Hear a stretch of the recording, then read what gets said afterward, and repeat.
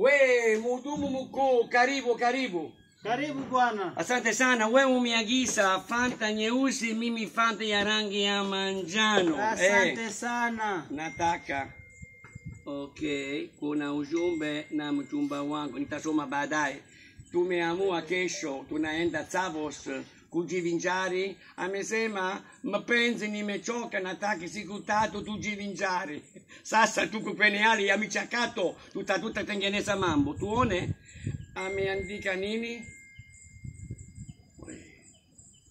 Rafiki, mbona umebadilisha sura? Ujumbe wa kwanza usema kuanzia leo nimeamua sitafanya tena mapenzi na wewe daima dawamu. Usijali rafiki, wanawake wako wengi, usijali utapata. Kisha ujumbe wa pili? Ujumbe wa pili usema pole nimekosea nambari. Mungu wangu, usijali rafiki, mambo hayo ni mazito kama jabari. Mungu wangu rafiki, niko na wewe.